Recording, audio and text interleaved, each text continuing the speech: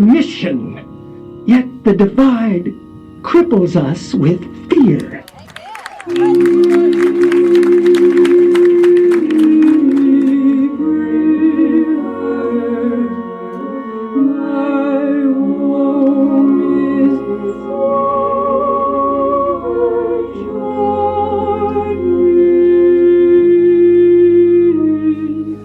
The second surviving citizen is, as he told me after the service. Well, I'm a traveling salesman of sorts.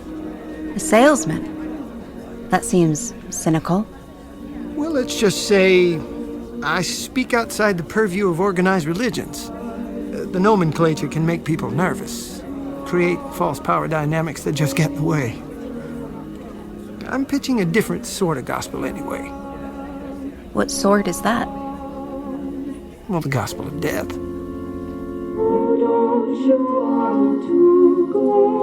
Give it a name. Name your fear. Identify it in the dark and invite it in for dinner. Ask about its mama. Strip it of all its mythology, of all its baggage, of all its noise. And see it for what it is. A doorway.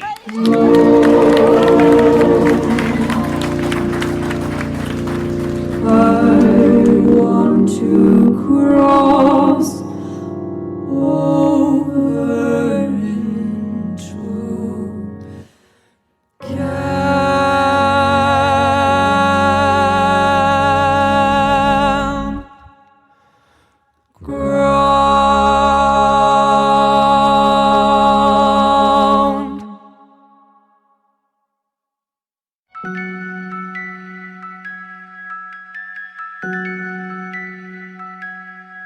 My name is Leah Haddock, and I'm an investigative reporter with APR. This is part 3 of our series on Limetown, and I'm going to do something now which I have not been able to do for quite some time, which is to give facts. The man I spoke to, who I will call Reverend during our conversation, a request made facetiously but still honored, was legally named Warren Chambers. He was missing male number 127 in the Limetown Commission report. We met at his revival tent outside of Rawlins, Wyoming, one of many stops along his tour. It was a Wednesday. The reason I can tell you all of these explicit details is because, tragically, before we were able to release this episode, Reverend Warren Chambers was struck and killed by a drunk driver while walking home from the drugstore in town. He was 63 years old. There is no foul play suspected, and the driver is in police custody. It is irresponsible for me to speak any further on the nature of this event, but I do find the timing troubling and consistent with a looming threat hanging over this story. Warren Chambers was warm and kind, and he has helped us learn more. Please stay with us.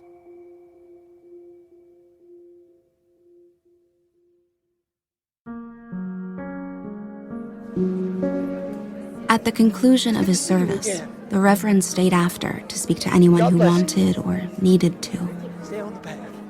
It was difficult to ignore the makeup of his congregation. Many were in wheelchairs, several needed oxygen tanks. Others did what they could to hide the ill effects of their chemotherapy. I attract a specific crowd. They're close. I see it. He spent the next hour or so meeting with everyone who stayed, making sure he was the last to leave the tent.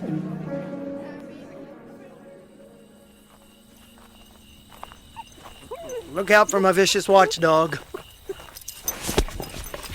He's cute. What's his name? Her name is Molly. Damn thing doesn't even bark. Get back! Hey, back! The inside of the Reverend's camper felt like an exaggerated bachelor's pad. Clothes strewn everywhere, food packaging and dishes left wherever their greater purpose had been served. There was, however, one particularly expensive item. Is that a commercial refrigerator? Yeah. It's where I store the blood. Blood? Just side business. Sort of hush-hush. Keeps the motor running. Don't worry. It's perfectly safe. I have standards.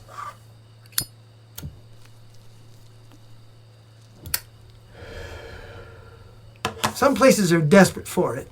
Some are not. Blood stays good for around 21 days, so I collect as I go, sell it where I can. Now, I personally have an AB blood type, so everybody loves me.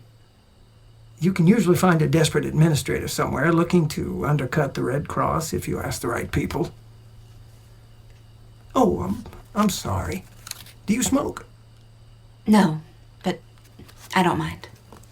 I'll crack a window. How are you? I'm good. Thank you for asking. You've had a rather harrowing experience recently. Yes, but I'd rather not talk about myself. I bet you didn't know you had it in you to back him down like that, huh? Oh, nah. Of course not. How could you? Right? I'm glad it was you that talked to Winona, too. I'm sorry to hear she's in so much pain. You know, Melville wrote about it.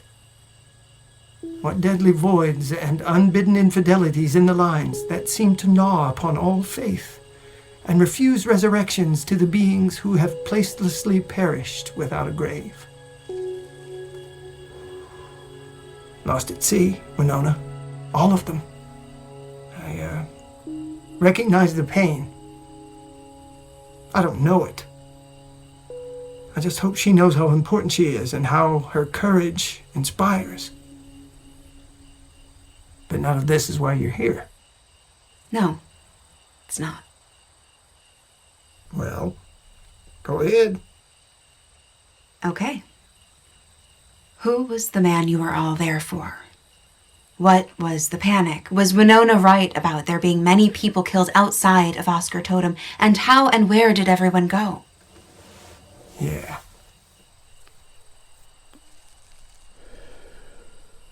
I didn't know the man.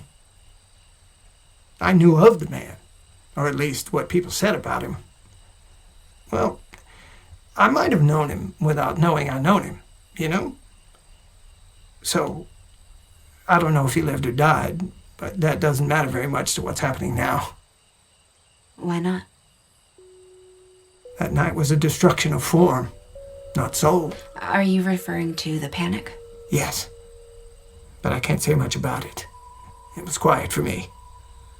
That was the worst part of it, the silence, and then the sudden cacophony of violence. I just waited for the sun to come up. What caused it? Don't know. I was turned off by then. Turned off. What does that mean?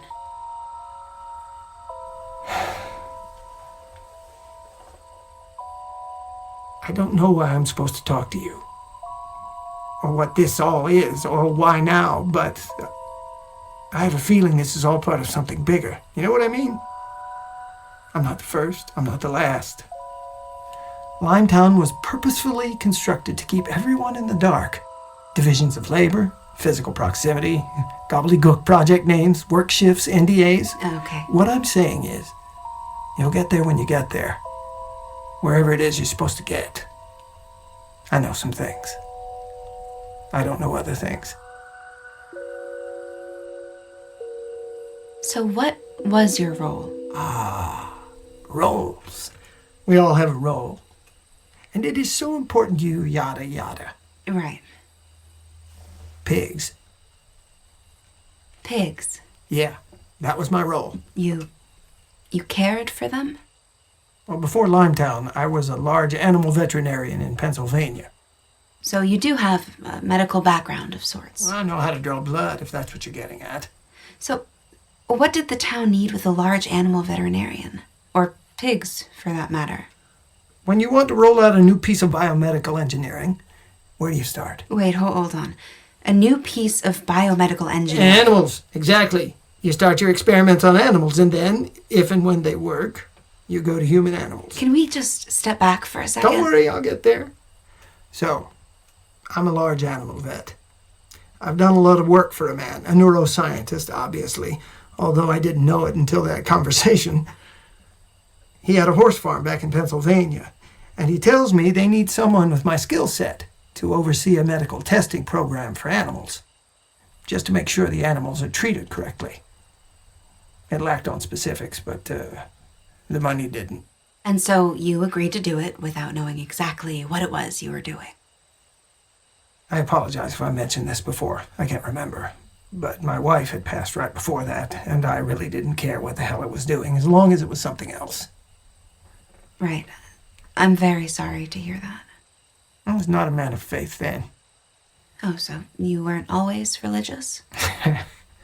No, ma'am. So you were brought into Limetown to oversee the animal testing program. Right. So, pigs. What are some characteristics of pigs that come to mind?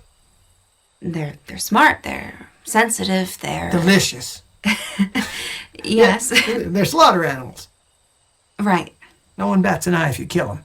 On top of that, they also carry a great anatomical similarity with our species.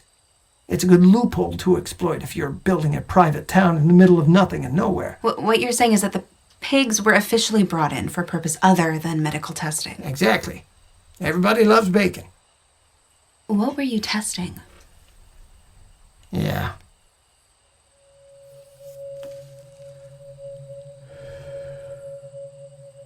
Winona talked about a man talking to her without talking to her, right? Right. The basic principle being the transfer of thoughts between others without verbal communication. Right. Right. You were trying to read the thoughts of pigs Yeah. through biomedical engineering. I can't speak to that in detail. I know basically it involved implanting something directly into the brain and then regulating it through medication. As to what or how that worked. So you were testing a product or a combination of products to communicate non-verbally with animals. Right. Was that the purpose of Limetown? Well, that was my purpose in Limetown. Like I said before, we worked within our own little vacuum-sealed universes. As far as we were concerned, our work was the beginning, the middle, and the end. Amen. We all have a role. And it's so important you don't know what the hell the left hand is doing. So were you successful in communicating with the pigs? Not in the beginning. Not at all. The implant process was a difficult thing to perfect. We lost a lot of stock up front. And once that was sorted out and the dosage was assumed to be correct, it was time to move on to a human host. To listen. Right. The tree falling in the woods corollary. So who was the human host? Well, it only made sense to use someone the animals were comfortable with. The large animal veterinarian on staff. I volunteered, to be clear. Animal comfortability was a point I just so happened to have in my favor. You said it wasn't successful in the beginning, was it ever? Yes. So you were able to read? Yeah. That's amazing. Yes, it was. How has the public never heard of this?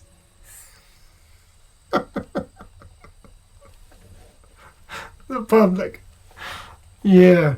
It just seems like something that would have leaked or I otherwise... don't mean to be condescending here, but I feel like you should know better than that by now. Okay. You're right. One of my members gave me some homemade muscadine moonshine.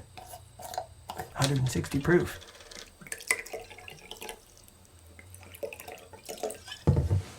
No, thank you. You sure? Yes. More for me. Woo! Praise God and all things good. Hallelujah. So, like I said,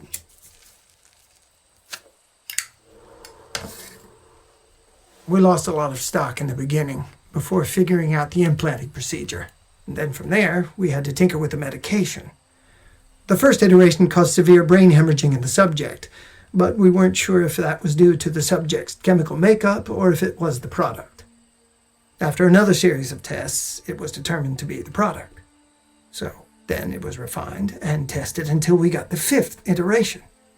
That's when I was implanted. From there, it was just a matter of determining the dosages for me and the subject until there was contact. That was a brutish process. Pigs are finicky as hell. You can't work with them unless they trust you, and that just means talking to them, touching them, feeding them, letting them get comfortable on their own terms. They fight like hell, but they don't like to be left by themselves. Also, and maybe most importantly, they don't speak, or not in any way that we could hope to translate, which is to say, there are a lot of factors working against us outside just the biotech bullshit.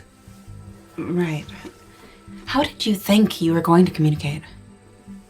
What was hypothesized was that what could be relayed between subjects was raw emotional data. It's not exactly hard to tell if a pig is scared or happy, but this is more just a baseline to see if anything could work. How could you translate emotion? Well, the hardware could interpret emotional changes in the brain and translate them into simple, synthesized tones. And that worked? Not until Napoleon. Technically, he was LTS-54A, but I named him Napoleon after the pig villain in Animal Farm. I thought it was funny. You sure you don't want anything to drink? Yes, I'm sure. Napoleon had a really calm nature about him, so we used him to ease in any new stock brought in. He was very comfortable with me, so after a certain point along the way, it just made sense to involve him. First time I heard him, I heard calm. We knew the tones would work. Well, to be clear, that's what we had planned on working, if it did at all. What we didn't expect was the emotional transfer, which is just exactly what it sounds like.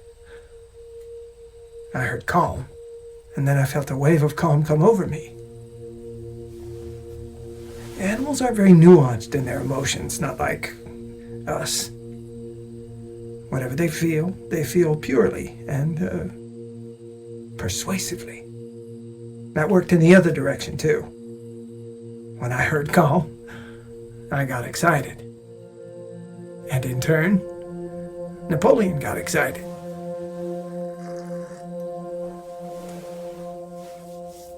That's a good memory. At first, it only worked when I was in the facility. The hardware implant was still being worked on, so the distance was pretty limited. So every day coming to work was exciting. On my walk, I could feel him being nearer. And then we would be together. It was like meditation. He was mostly calm until he was hungry. And that's about as cranky as he got. But then you'd feed him, and all was well. I came to Limetown with a lot of baggage, but it was deep. It was deep. Sitting there in that room with that damn pig was therapy. Whatever I felt and brought into that room was like trying to stand against the ocean. Our brains are creative when it comes to building shadows and boogeymen and corners you can't see around. Napoleon had a simple, resolute clarity.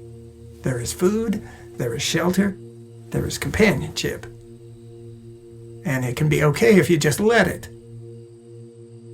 Over a period of several weeks, inexplicably, I could feel him anywhere in town. At the diner, at my house, the school. He was there. The medication didn't change, the dosage didn't change. But I could. He slept a lot, or was otherwise pretty thoughtless while we weren't together, which sounded a lot like white noise. Sometimes it would fluctuate, sometimes I would fluctuate, but we always leveled the other off. That pig knew me better than anyone in my life ever could. It was the most powerful sensation I have ever experienced. We shared a mind. But then there was the leak. We found out later it was all a big fuss over nothing, but I was reading a book, which Napoleon always seemed to enjoy, Mother Night.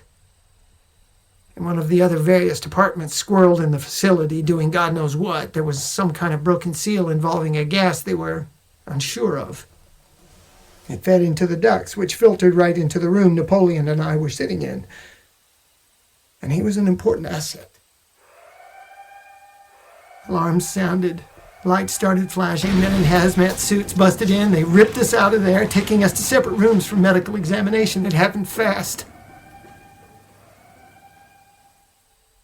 Napoleon knew it was death. And the concentration of fear. I was overwhelmed to the point of not being able to breathe. His fear became my fear, and my fear became his fear, and over and over and over. It was a fear that shook the foundation of my sanity. It was a glimpse at the fleeting nature of life. How meaningless, how pointless, how it could be taken from you so quickly and without your consent.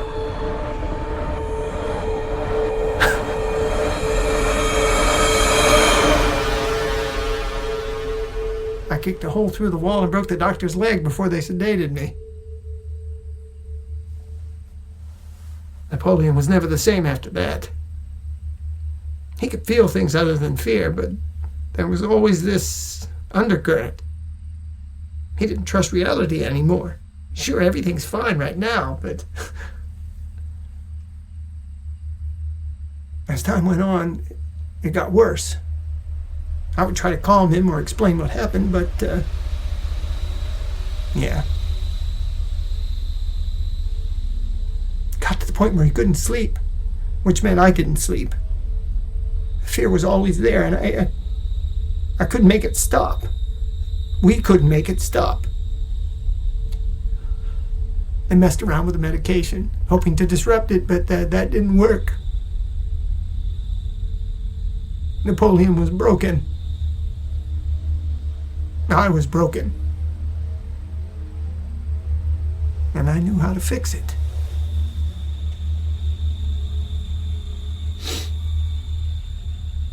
He knew I was coming.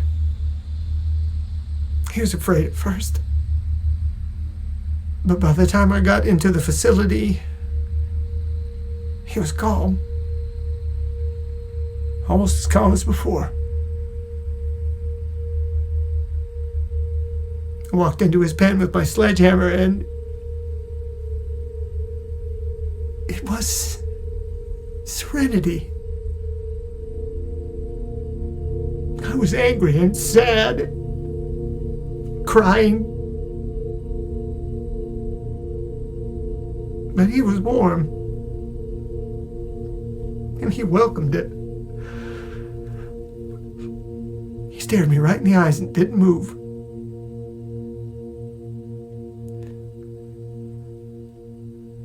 I have become death. I killed him on the first blow. I had a glimpse of death. Void. Nothing forever and ever. And then it was quiet. I was alone in my mind for the first time in weeks. It was exactly when I didn't need to be. But then, 2, maybe 3 minutes later, I heard. It was faint.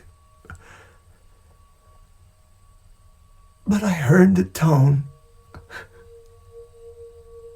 I checked Napoleon, but his body was surely dead. I lost it. I don't remember much outside the rage, the confusion, the idea to destroy my brain.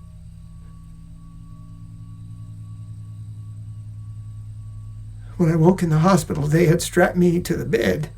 That was fair. The tone was gone. They took me off the medication and disabled the hardware. I had destroyed their property. I was allowed to stay in town, but I just worked at the movie theater. I knew how to thread a projector. And that's that. That's awful. Yeah. What do you think it was you heard after he was killed? My calling. The road to Damascus. Right. But do you think it could have just been a psychosomatic response to an extreme situation? Absolutely. So this could all be in your head. Sure. So why do you prefer the notion of an afterlife? Because I'm already dead and I've heard the punchline. What happened with the technology? They advanced it to human trials. Even after what happened? The tech worked. Did it work? Sure. Do you know any more about that? No. Just that it led to that night. And I knew exactly why. Why? Have you been listening? Yes, of course. But what happened after the panic? I won't speak to that. Why not? I'm afraid. Who are you afraid of? Leah, If you let them hide, if you don't expose them, I'm sorry. I really am. You're not there yet. You're not there yet. Why won't you help me?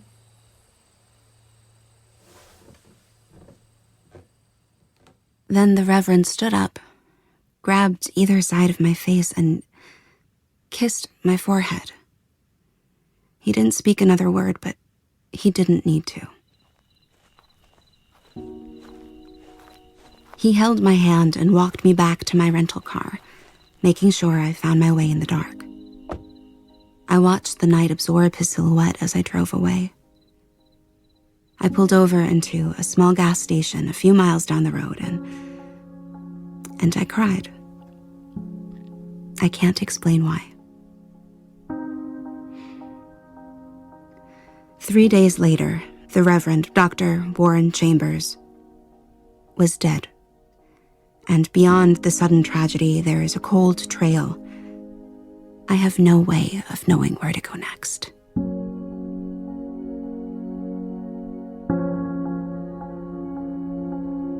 If anything is clearer now, it is that our historical framing of Limetown is shifting, and the questions we once had are no longer the most important ones. Outside, of course, of where everyone went and what happened to force them to leave. Everything else we're just scratching the surface of now. What went on there, what was actually being developed, what the larger implications of that are, is suddenly an issue for the present, and not just an academic examination of the past. Communication without speech, according to Dr. Chambers, was the technological success of Limetown. But how successful was it? To what end? And maybe, most significantly, but easiest to disregard in matters of science, why? I need to know. We need to know. But without a lead of any kind, my only option is to go back the way I came. I reached out to everyone who had helped me along the way, re-examined old leads, and even followed others we knew to be false. This is how I ended up calling Terry Hilkins, who, as you'll remember from our first episode, is a reporter from the Spartan Sentinel in Sparta, Tennessee, and someone who has been following this story since the beginning. However, it was not the call with Terry that ended up being significant. I should warn our listeners that what you're about to hear might be disturbing to a younger audience. I'm sorry, I don't have anything for you. But it's been amazing following this. It's been... yeah. I am glad it's happening, but it is a lot. But you're the right person for it. I was sort of jealous at first, but I really don't think I'm cut out for this sort of thing. I'm just in the right place at the right time. I think you should give yourself more credit than that. I've gotten a lot of threats and calls from people for just walking you through the damn place. And it makes me just want to quit and move to the woods. Can't imagine what you're dealing with. I didn't mean for any of this to happen. Yeah, you did. I mean, you knew it was possible, right? We all did. Sorry, Terry. My mother is calling. Can you hold on for a second? Sure. Hey, Mom. Mom? Leah Haddock. Who is this? Leah Haddock. Where's my mom?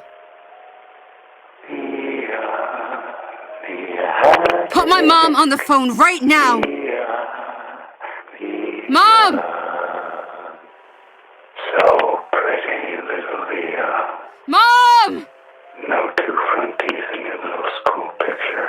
Get out of my house! So pretty, little Leah. Mom! Pick up the phone! Mom! Hello? Mom, Leah, I was just walking down the hall and the phone was off the hook. are you okay? Is Dad there? I'm fine.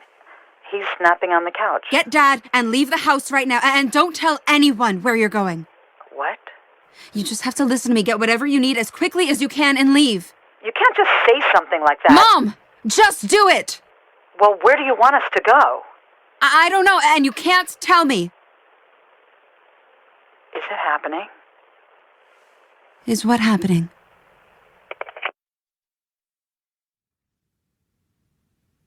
This is Leah again. I don't have the next step right now, but I know you're pushing back because I'm getting closer and you're afraid. I will find the next step. How dare you involve my family?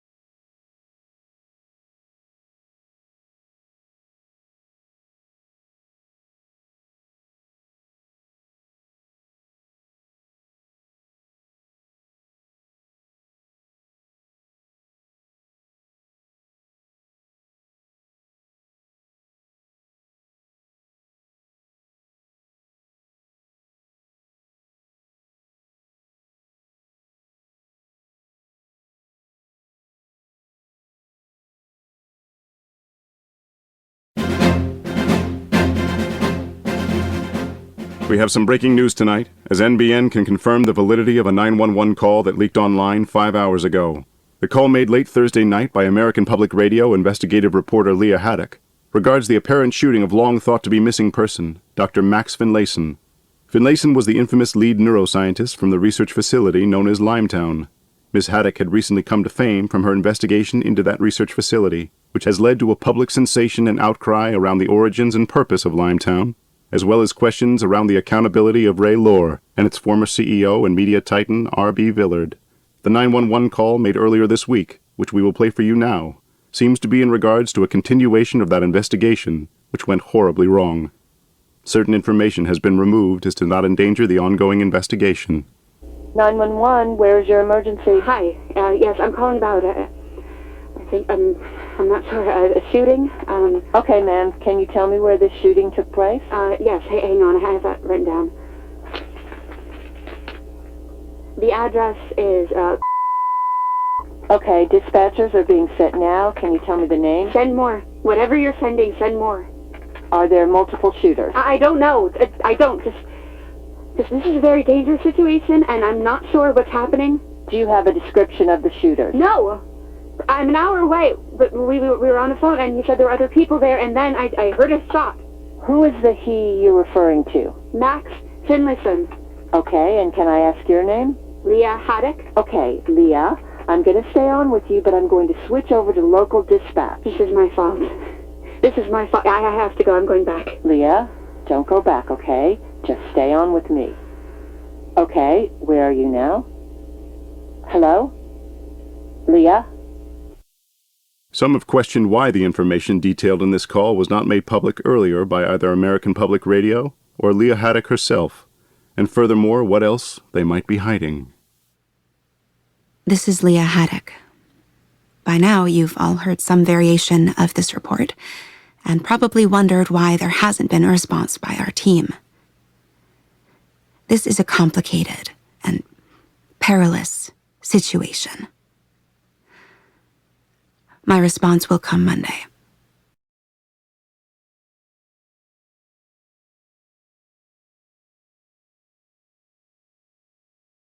The third survivor of Limetown to reach out to me, Dr. Max Finlayson, missing male number 4 in the Limetown Commission report, was different from the others, to put it mildly. I really think the best defense humanity has for itself is the miracle that is ice cream. Everything else is just variations on societal masturbation. Right, but you were talking about a beach? I want you to meet me at a little cove a mile north of Lifeguard Tower 10. There's this giant, beautiful waterfall. Looks like it's pissing on the beach. It's glorious. Okay. So, are you sure you're entirely comfortable speaking with us, or...? Look, I have nothing to hide. My life's an open book. I know what's coming for me. And like the good Reverend and his little piglet, I accept it. In fact, I welcome it. Death, you mean? God, no, I'm not an idiot. I just want the chance to not be sitting on my hands like I have for the past 10 years, waiting for a bunch of masked mercenaries to bust down my door and stick a knife in me. I'm not the type of guy, Haddock. Frankly, it's been torture. Then why are you choosing to talk now? Wasn't time. I know that sounds mysterious as hell, and frankly, well, I'll stop. Odds are pretty good they're listening to us right now. Who? We'll talk on the beach. Let's say tomorrow around 1. That good for you? I'll make it work. Great. And do yourself a favor. Start paying for stuff in cash and get new phones while you're at it. Let's see if we can delay the inevitable. I do what he says. I start paying in cash, purchasing my airfare at the airport. I fly across the country, drive an hour and a half north from Arcata. I'm rerouted twice by massive wildfires eating up the drought-stricken forests, losing precious time in the process.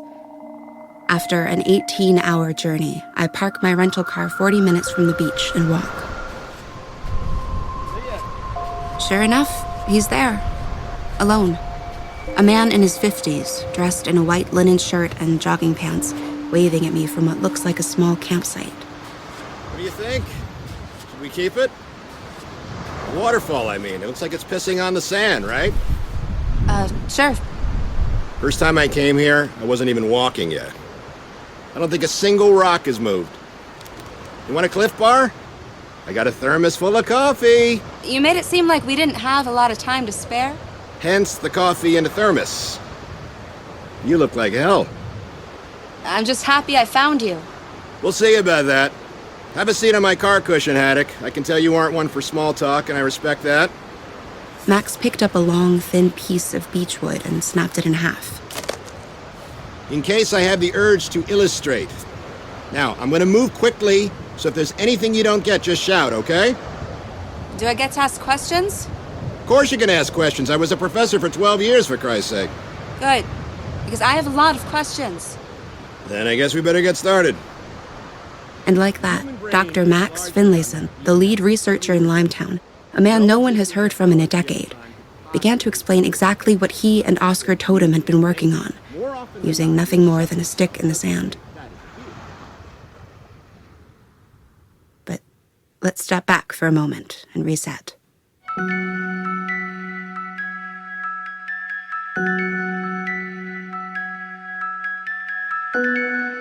My name is Leah Haddock, and I'm an investigative reporter with APR. It is very difficult for me to open this episode with any grand context. First, to address the phone call that ended our last episode. I'm told my parents are safe, and that's all I will say about it for now. Secondly, as most of the world knows because of the leaked 911 call I made to authorities immediately after, the man I spoke to for this episode is now either missing or dead. And it's because he spoke to me. But not allowing the world to hear his words would be, I feel, even more unforgivable. I encourage my listeners to approach this interview with an open mind and to have patience with Max. He was a man unwilling to allow himself to accept his part in the modern tragedy that is Limetown, and the guilt of that manifested itself in interesting ways. But he was also a man willing to face the darkness for our benefit. If anyone who loved Max is listening, I am so sorry for your loss. Please, stay with us.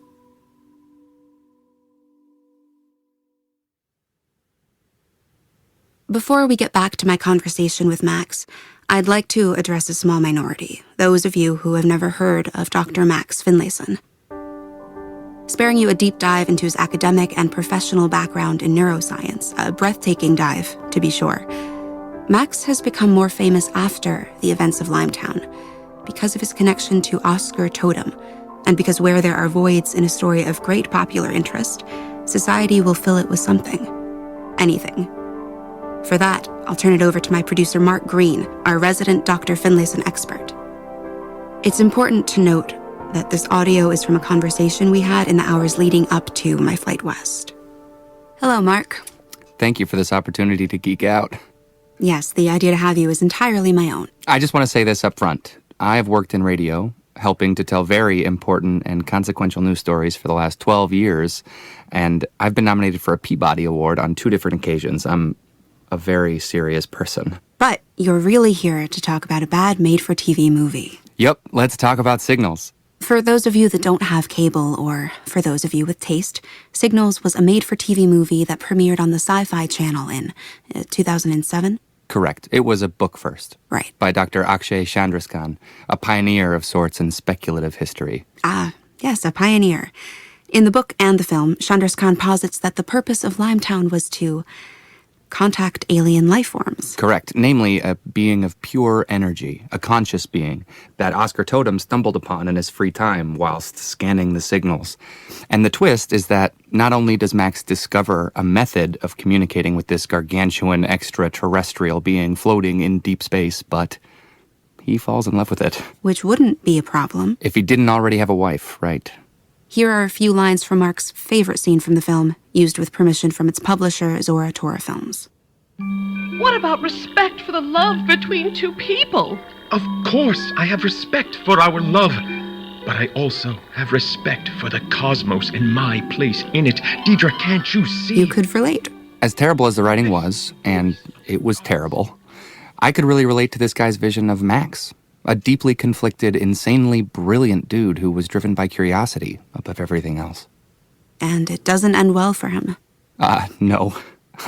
He summons a swarm of Lovecraftian beasts down on the town, kills Oscar, it's a mess. But he does it for love, which I think is kind of beautiful, you know? Like, we all have these sinister theories about what happened during the panic, but I'm really enamored with the idea that it all went to hell because of a love that couldn't be named. If you could ask Max anything in this interview, what would it be? Same as anyone. What the hell were you guys doing in there?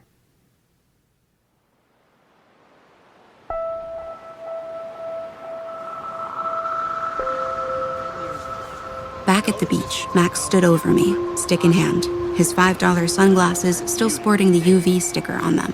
Let's start at the beginning of human history. How's that? So since the dawn of mankind, we've been constantly trying to answer the same question.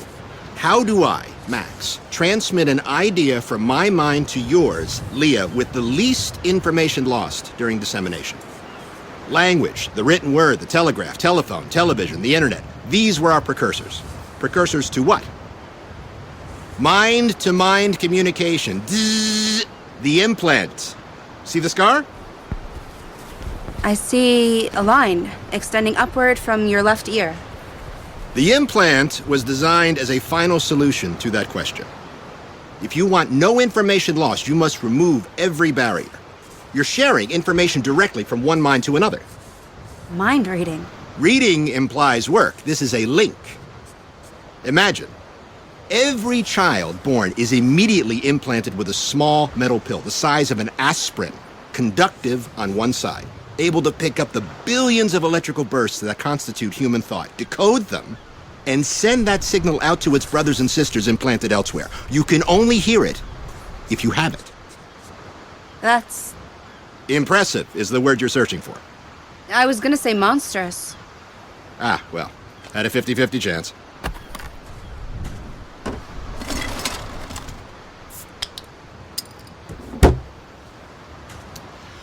The human brain is largely unmapped, even now, 10 years later.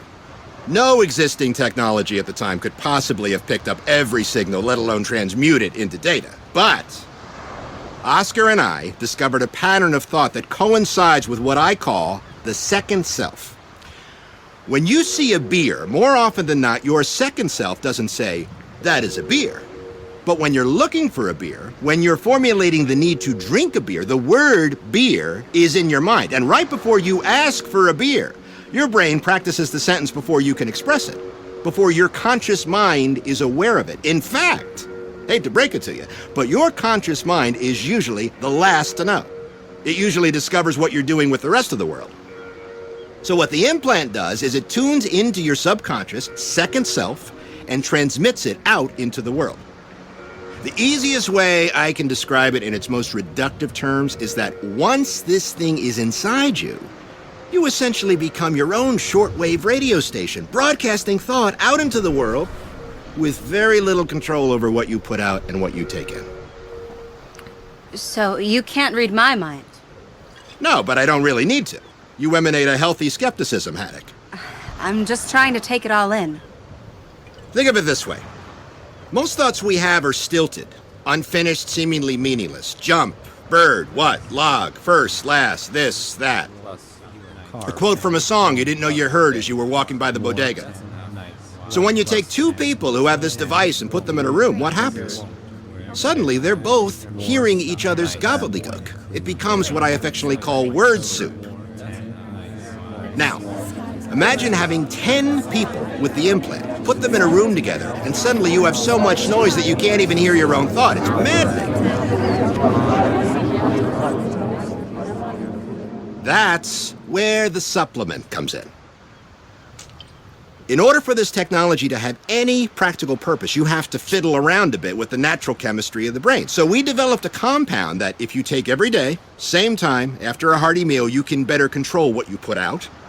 And more importantly, it allows you to focus in on one distinct and recognizable voice at a time. What's in it? A little bit of this, a little bit of that.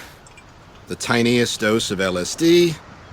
You're saying that everyone in Limetown was taking psychotropic drugs? No, Leah, not everyone. It was an experiment. You have a control group. Well, who was in the control group? And who was part of the experiment, for that matter? I'm telling you about flying to the moon and you're asking me what the astronauts were wearing? Why are you giving me a face like I just farted? It's just odd to me, Max, that you would put what you were actively testing into your own brain. Of course I put in myself. Why wouldn't I? It was untested. This was me testing it. What's the big deal? Well, I guess that depends on if you can take it out. It's a bit of a dicey proposition. Technically, yes, but there's a 50-50 chance I end up like Winona. And personally, I'd like to keep my wits about me right up until the end. Give those bastards a killer one-liner before they slip my neck. Know what I mean? Winona had the implant? No, she's just naturally so charming. Speaking of which, we should probably be heading over to mi casa Erita. You want to grab those empties?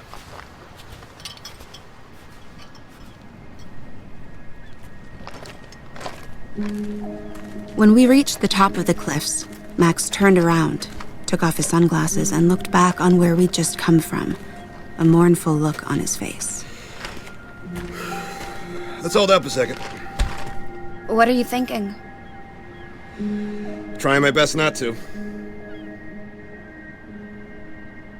When I was 5 or so, my uncle took me out past where the breakers are now and just hurled me like a rag doll into the oncoming waves, over and over.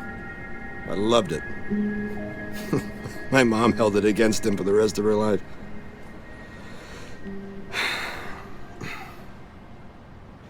Want to follow me in your car? I don't think I'll be heading back this way.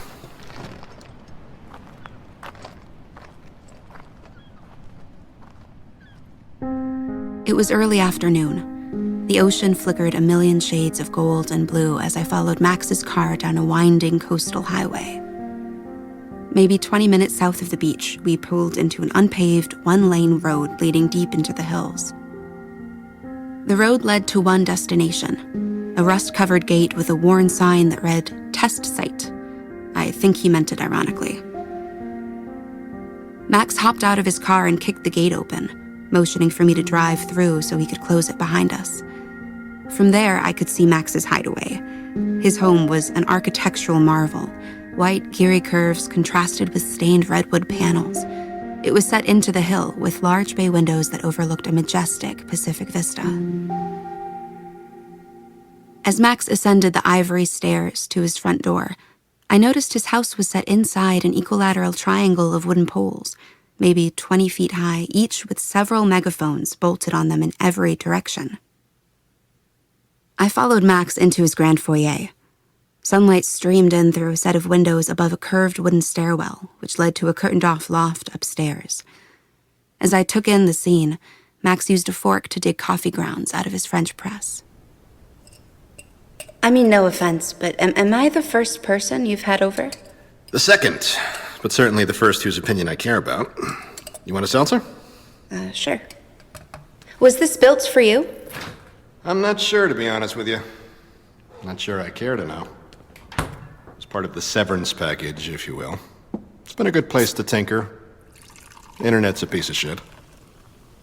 It was while Max poured me a glass of seltzer that I noticed a small silver pistol sitting at one of his work desks. Next to it was a box of ammunition. Seeing it, I wasn't afraid of Max, but for him. There you are. Max, I'm not sure I want the answer to this, but several times you've mentioned someone coming for you. And you want to know if you're next. I want to know what I can and can't say. You know, this is going out to the world. Leah, darling, the clock started the minute I picked up the phone. As Crazy Pants McBrain Damage said, we've all got a role to play. I know it's coming for me. Yeah, I can't in good conscience push you Conscience has nothing to do with it. You're not listening, Attic. Your job is to keep the tape running while I talk, and God willing, make me sound smarter than I am in the edit. So, you're saying whoever is coming for you, you want them to come? I've spent 10 years waiting, sitting on this, feeling like I'm living in the Flintstones. 10 years of watching people flip out over incremental improvements, new features. For $79.99, you can bump it up to 16 gigs a month. It makes me want to puke, Attic. It makes me furious knowing that the tech exists that I invented. That blows everything else out of the water, but being unable to tell anyone. I'll take whatever's coming to me. Just let me be heard, please. You mind if I smoke? Because I'm going to. Okay. In the spirit of being heard, can we talk about the man you were all there for? What do you want, his shoe size? At this point? Forget about him, Attic. The less said, the better. I can't tell if you hate him or you're protecting him. Both. Neither. He was the secret sauce, but I made the hamburgers. Next question, please. Max, you just said you were going to be an open book. Next question, please. Okay. Dr. Chambers talked about the advance from animal to human trials. Were you the first? Nope. Who was? Frank Banner was the first successful implant, Frankie B. Subject number 1. So why him? So why not? Well, you're saying it was completely arbitrary? The first person you experimented on? We knew Frank was a decent human being with a genuinely happy disposition. We being you and Oscar. Frank was a good friend. He loved cats and knit sweaters. And he believed that what we were doing was going to change the world. And it could have. If they'd let us. So what went wrong?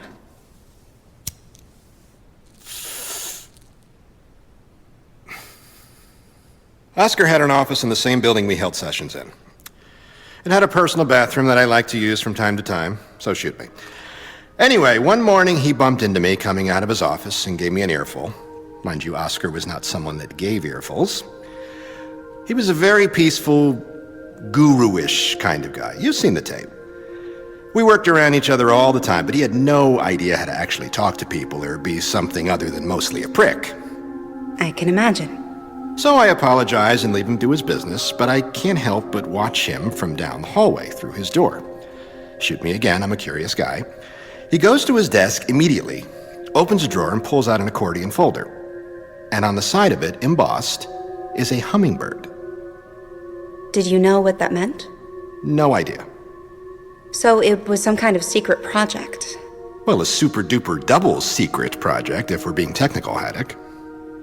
Did you find out what it was? I made inferences. We developed tech at Limetown that far surpassed anything our competition had. It seemed like par for the course that some shadowy branch of something somewhere was courting Oscar the whole time. The question is, did Oscar cave? Did he give up all our secrets in return for untold riches? That, I don't know the answer to. But I can guess. You think he didn't? He died a martyr? No, I think he did, and they killed him anyway. Refresh your drink? Before I could answer, Max had crossed the room to an old player piano. He took a seat on the bench. That's the price of doing business with evil people.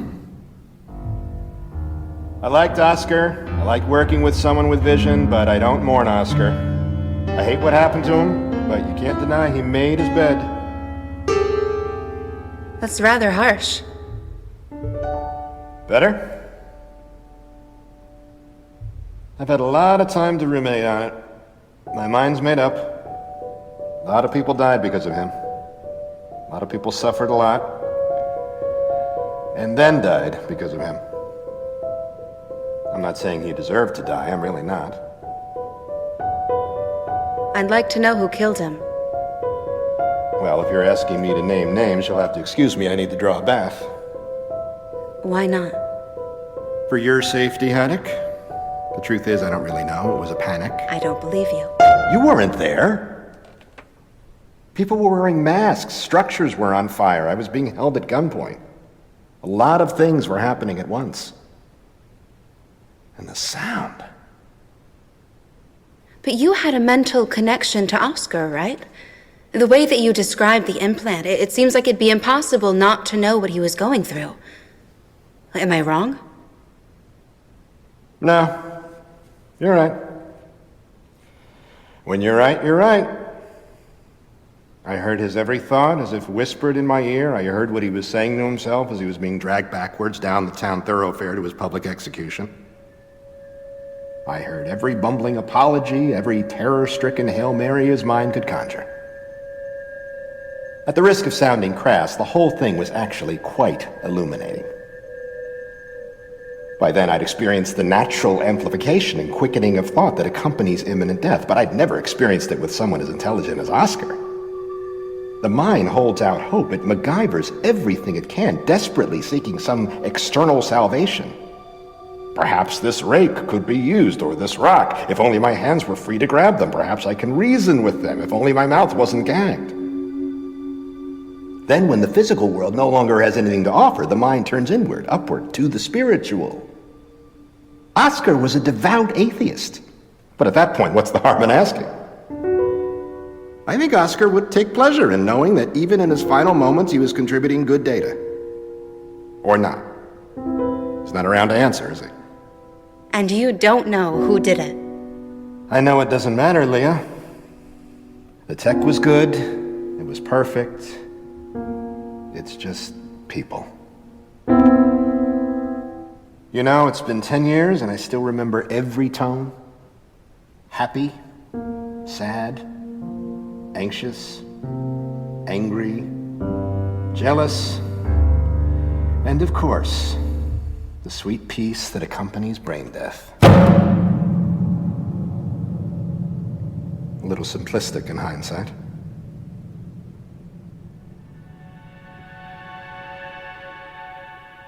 As we walked down the front steps of his hideaway together, his hands in his pockets, mine gripping the recorder for dear life, I was overcome with the same feeling I had when I left Winona at the motel. A feeling of gratefulness. But also, like Winona, like the Reverend, the paranoia around every aspect of Revelation told me more than almost anything actually spoken. Okay, I have one last question. I'm not giving you my phone number, so stop asking. I actually wrote mine on a pad in your kitchen. What was your question? What are those for? I pointed to the megaphones bolted to the wooden poles.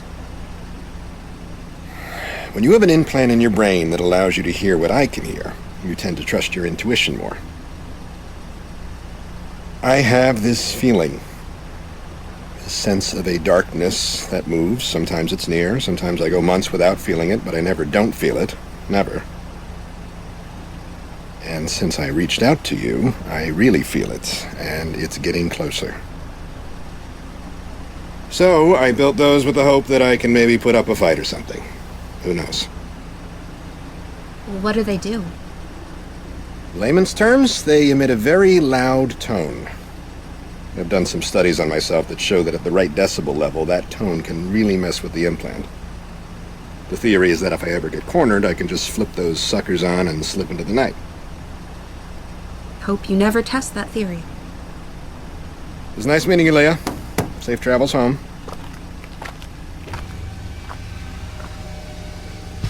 And that was our conversation. It was on my drive back to my hotel a couple hours later that Max called me. I was instructed not to, but I'm gonna play the call now. Max? Goodbye, Dorothy. Can you hear me? What is that? Leah, thank you for speaking with me. Max, I can barely hear you. Is someone there with you? Yes? They're all here. And they want you to know something. I was wrong, Leah. About what? Don't try to run.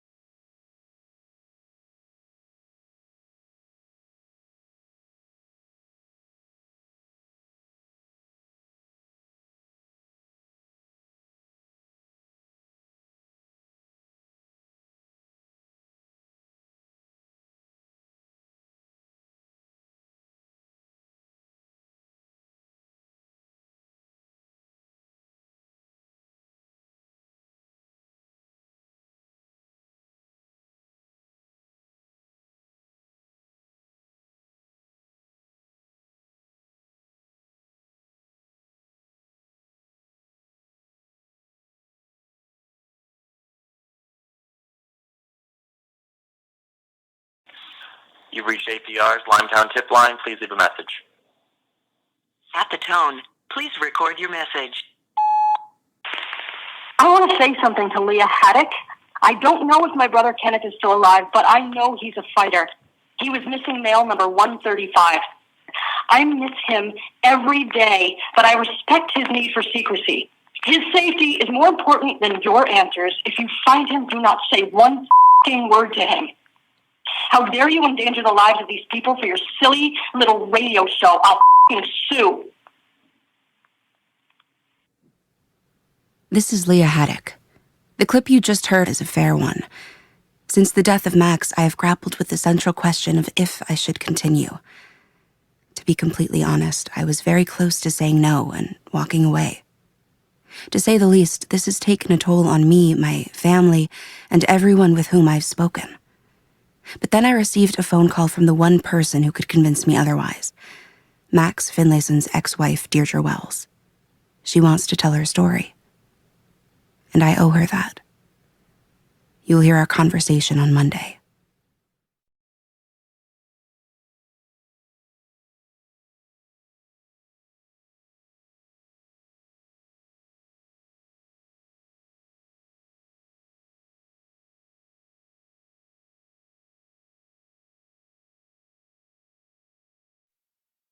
After what transpired with Dr. Max Finlayson and the subsequent media explosion, APR took the utmost precaution with the safety of the Limetown team, myself included. I was told that all further interviews will be conducted over the phone. There's going to be no more travel, Leah. No personal meetups, no bringing anyone into the studio, okay? Nothing in person at all. We just can't ensure everyone's safety right now. Please don't put this in your show. We're all on the same team here. That was a message from Gina Puri, APR's vice president, which was a rather complicated request when I was contacted by not only another Limetown survivor, but Deirdre Wells herself, the wife of Dr. Max Finlayson. Deirdre, I'm so sorry about Max. I don't want to use this time with you to eulogize him. He made a lot of mistakes and hurt a lot of people. The bad part shouldn't be whitewashed just because he's dead. I didn't listen to his interview, and I haven't spoken to him since Limetown, but I can tell you that none of it was true. How are you so sure? Because if he's the same person he used to be, and everybody's the same person till the bitter end, then it was bullshit. Even with a gun to his head, it was all bullshit. Deirdre told me that she wanted to meet. This was on a Friday, and we scheduled a more formal phone interview the following Monday per APR's request. Which is why that Sunday, I got on a plane and left the country to meet Deirdre in person. Max told me to change my routine, so I did. No one at APR knew of this trip. I told no one where I was going. I paid in cash. I wasn't about to let what happened to Max happen to his wife, or myself, for that matter. Deirdre, when Max was on the phone, one of the last things he said was, "Goodbye, Dorothy." Do you know what that means? He said that? Oh. Who is Dorothy? We'll talk soon.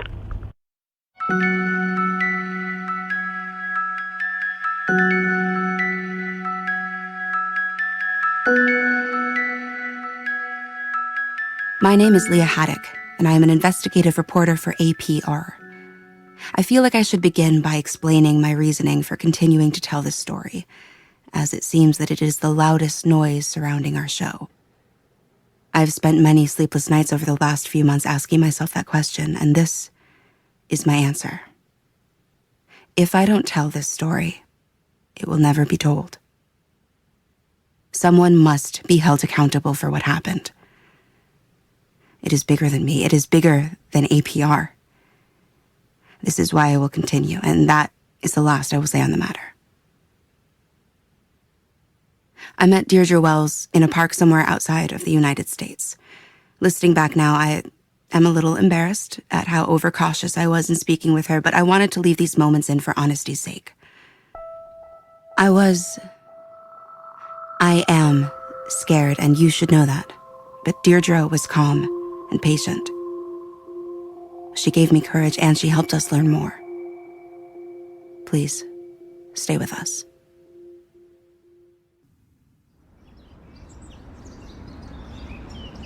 I'm sure it wasn't easy getting here.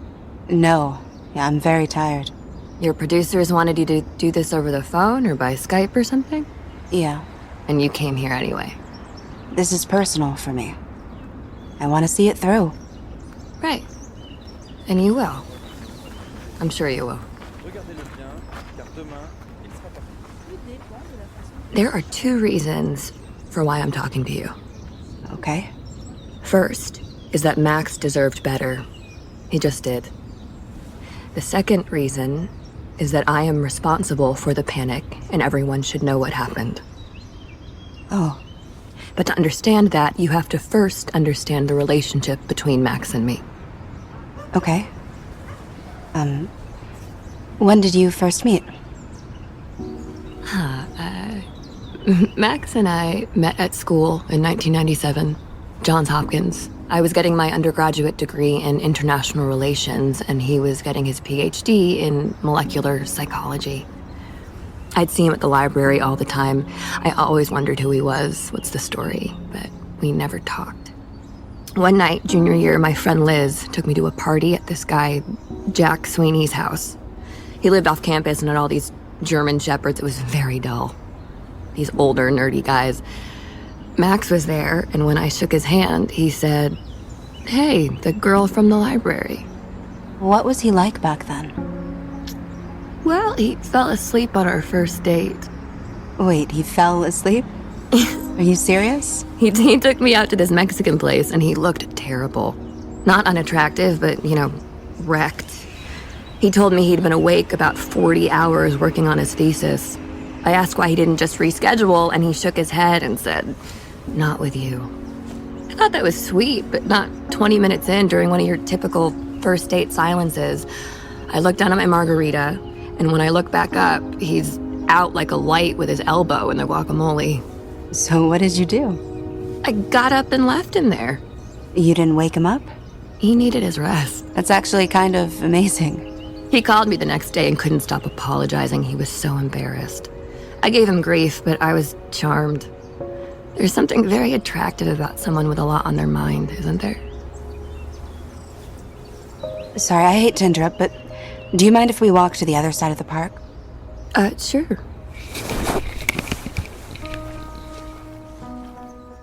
On the walk, Deirdre told me about her time with Max when they were at school. She looks back on those days very fondly, even now. In her words, "There's nothing like falling in love when you're very young and very busy." The optimism was as endless as the cups of instant noodles. Why did Max say goodbye to Dorothy? Who is Dorothy? I hate to disappoint, but it's not some big clue. The key to unlock all this. It's just... a couple months after we got together, I was supposed to spend a summer in Caracas on a research grant. I had this little goodbye party. Max got drunk and sulked in the corner all night. So I finally went up to him and I said, "What the hell is wrong with you? This is my last night in town." And he got very frazzled and very awkwardly exclaimed, Are you gonna call? Are you gonna write? Are you even gonna think about me? He was an emotional robot up to this point, so from my angle, it really came out of nowhere. And I said, "Of course, don't be an idiot. You're my scarecrow." And he said, "Why the hell's that?" I told him, "Because I'll miss you most of all." It just became one of those things, I guess, nicknames, I don't know. He was my scarecrow. I was his Dorothy. That's nice. What are you looking at? Do you see that man reading the newspaper? Do you want to move again? If you don't mind. Deirdre and Max moved in together. That fall, he proposed on daylight savings because, as he told her, he wanted an extra hour of the best day of his life.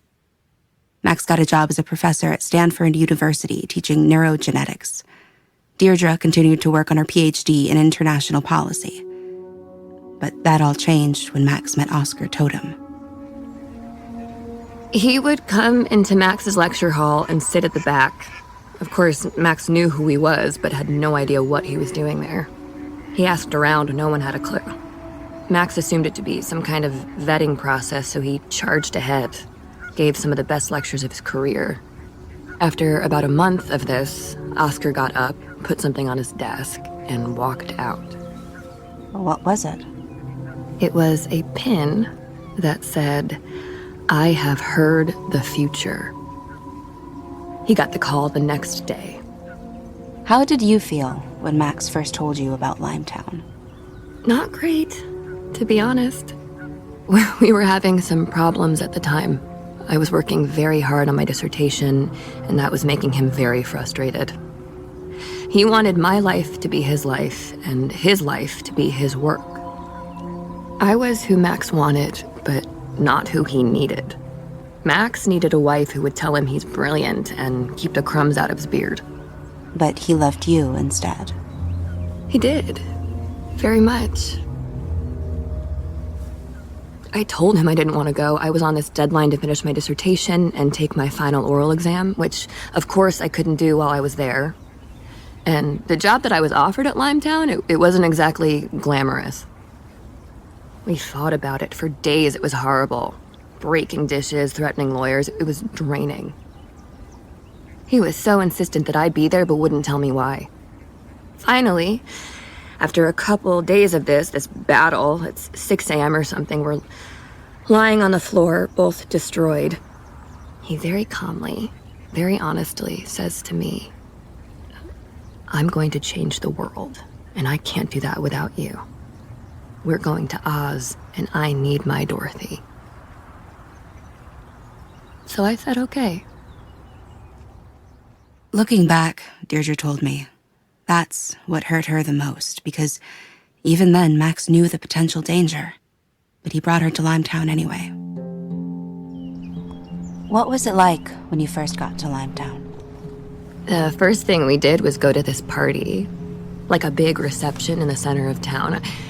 I thought it was all very, very weird. Lemonade and seersucker suits, that sort of thing. Oscar gave a speech. He was wearing the same pin that he had given to Max. I have heard the future. What does it mean? Oh, it's a reference to the New York World's Fair in the 30s. When you went into the General Motors exhibit, they gave you a pin, same design, that said, "I have seen the future." Oscar said his grandfather gave him one as a kid. He had these made up to look just like them, but with the word changed. Everyone was very charmed by that. But you weren't, I'm guessing. I don't know, it was just very disquieting to hear a man talk about shaping the future, but here we are at an ice cream social while a Dixie band is playing Tennessee Waltz. What kind of future is that? You know, Max put the pin on our fridge as a joke. So, being the wife of Max Finlayson, what was the extent of your knowledge in terms of the experiments that would take place? I knew that some people would be tested on and others wouldn't. A control group and a variable. Right. But what he didn't tell me, what no one told any of us, was that those were the only options. The wives and the husbands and the children of the people at the top, we all thought we were exempt. They made us believe that there was an experiment taking place in Limetown. Only that wasn't true. Limetown was the experiment. And to live there was to be a subject of it. Were you scared when Max told you he would get the implant? Of course. And he only told me hours before it was set to happen because he knew how much I'd freak, which I did. Would his mind get wiped? Would his brain explode like that movie? I said, "There's a whole town full of people here for this reason. Why you?" And he got very huffy and slammed his hand on the kitchen table and shouted, what was it? He says, "Colonel Sanders ate his own fried chicken every day of his life. That's why everybody remembers him." Is that true? I don't think so. Before we continue, can I say something? Oh boy, do we need to move again? Who is it this time? No, not right now. I'm just struck by how... I don't know how to say this. How you're so... Normal? Well, I was trying to think of a more delicate word. Why? That's the right one. Truth is, I'm not normal, Leah. Of course, I won't ever be, but I have to try. Limetown took away everything. All I have left is myself. What do you mean by that? We aren't allowed to be the people we were before. My mother died last year. It took me 40 days to find out. I had my own funeral for her because I couldn't go to the real one. What did you do? I played her favorite song. I cried and told her I missed her and I was sorry. And then I threw a bracelet she gave me into Lake and I said goodbye. It did help, you know. I'm not going to be a zombie or a shut-in or a zealot. I try to keep a routine. I watch a lot of movies, learn new things to cook. I take long walks, parks like this. Tell myself this is still the same. I am still the same.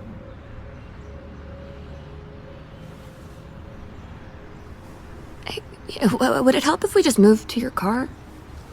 No, it's fine. I'm fine. Leah, you're not fine.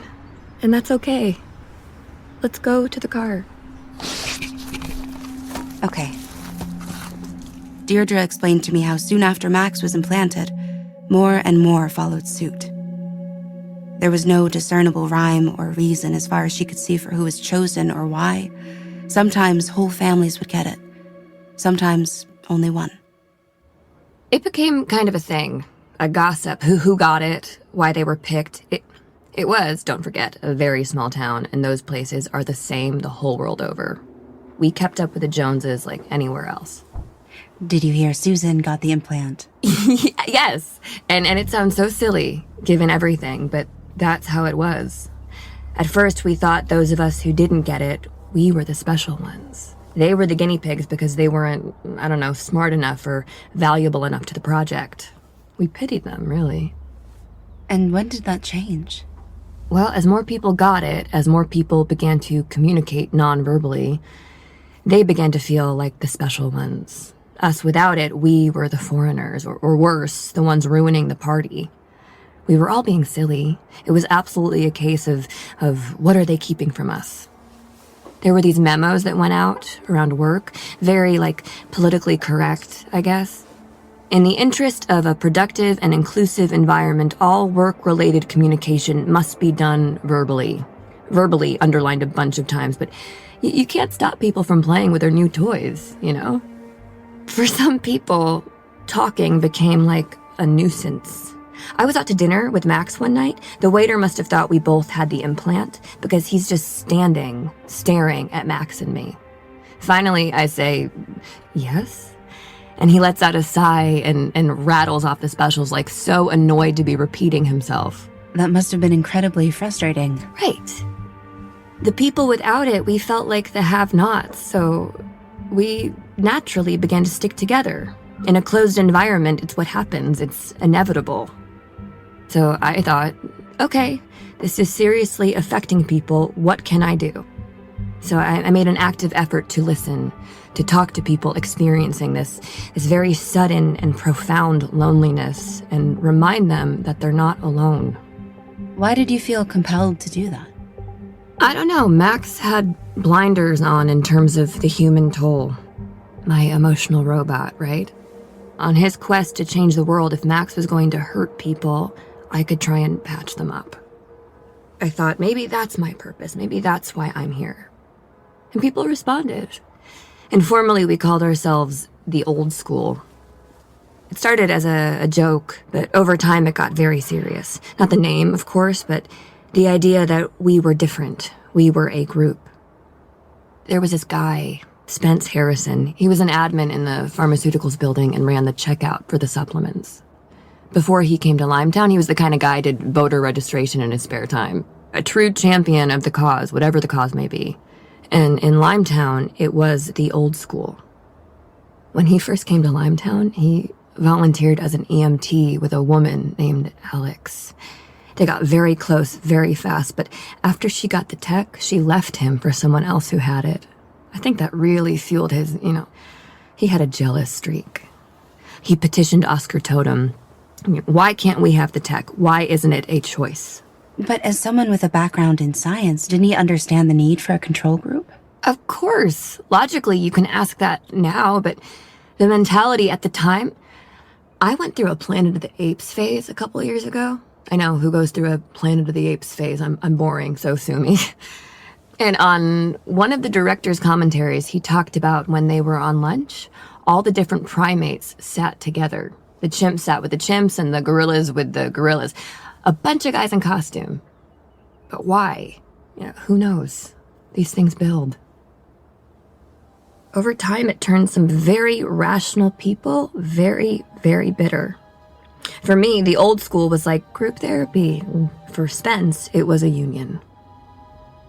How were things with Max when all this was going on? Isolating. He was in the club. You know what it's like? You're out to dinner telling a story and your boyfriend can't take his eyes up from his phone. I heard that's called phubbing, like phone snubbing. That's very stupid. Yes.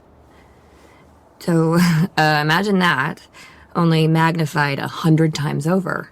You are trying to communicate with someone who is in constant communication with dozens of others.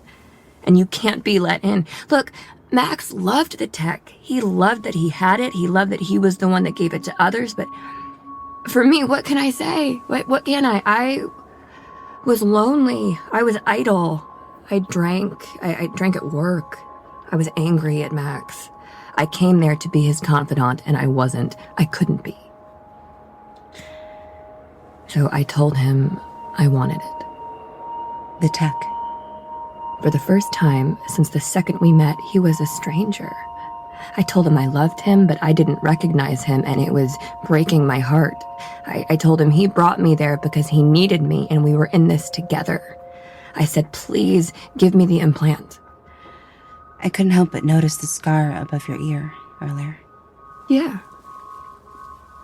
It went on for a little while. I would plead my case to Max, that I should have it too. He would say no. Eventually, I stopped asking. But one night, Max came home. He was frantic. Something was really off.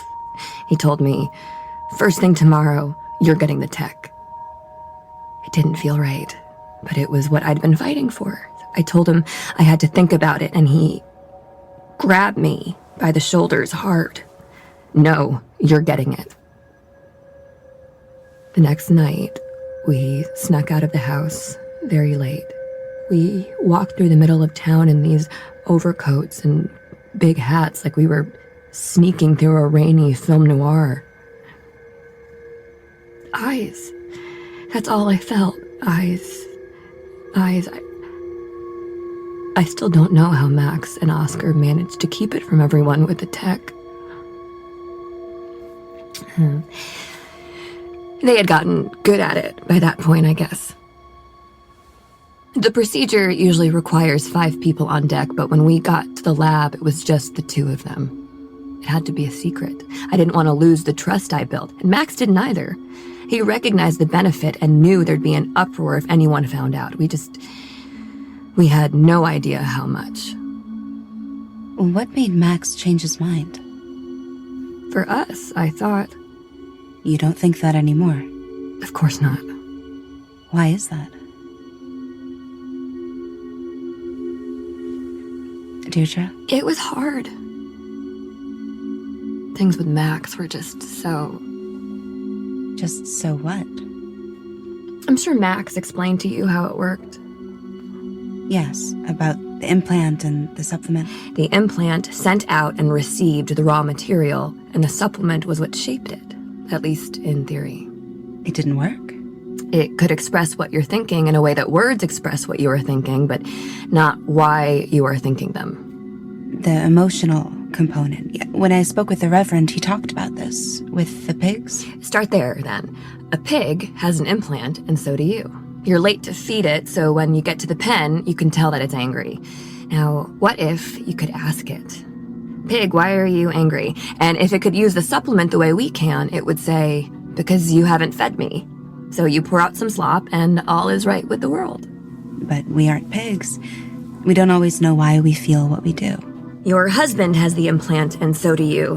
He comes home late one night, you ask him why he's angry, and he tells you he's just hungry. Maybe he transmits the thought of a hamburger to really send the point home. But you have no idea if that's really why. Either way, you choose to believe him. So It's a little while later, and dinner's done. You're clearing the plates, and he wants to know why you can't stop thinking about breaking one, so you tell him it's just because you're sick of looking at them, and if we were in the real world, we could just buy new ones, and he chooses to believe you too. Now, it's 1 a.m, and you've just had sex. You've both stopped asking about all the other names you think about while it happens. You've adjusted to that. He wants to know why you're so lonely, and you want to know why he's so bored. But it's so late, and you're both so tired, that all you can tell each other is Limetown. So what did you do? We couldn't tell anyone I had the tech, so we had to keep up appearances, but we shut down. Cut out the good along with the bad. We stopped talking, stopped trying to love each other. So, that's where we were. And then we shared something I thought would make everything better. But that's exactly when it went to hell. The panic. I was in this cafe, Daddy-O's. I was with Spence and some of the other old school. Max and I tried to put ourselves on different schedules. I usually wasn't there so late. But he walked in and saw me while I was at the counter. We caught eyes, and there was something about who he was right then. Standing there with his hands in his pockets, so familiar. And it all came back. Why he was mine and I was his. I could hear him so clearly. Hello, Dorothy. And I was thinking, I was right, Scarecrow. I miss you more than anything.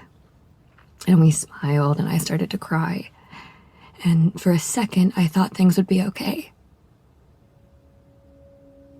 I wasn't supposed to have the tech. I was at a table full of people. Spence knew. He saw the whole thing and understood what it was. He grabbed me by the hair. I wore it in this way so you couldn't see the scar, but he pulled it back. I begged Spence to understand. I didn't want to lose the old school. They were helping me just as much as I was them. But I didn't want to lose Max either. I tried to hold on to all of it. That was reckless. And that night, he called an emergency town forum. Spence threatened to strike. He said none of the old school would continue working until they got the tech. And the people that had it were trying to explain, like, you don't want this. It isn't worth it. But no one would listen, and I was this smoking gun, I guess. It didn't take long to turn violent. Someone saw 2 people communicating, or at least so they thought, and threw a chair at them, I think is how it started. A big fight broke out. Soon there were riots in the streets, looting. In the morning, we learned that Spence and a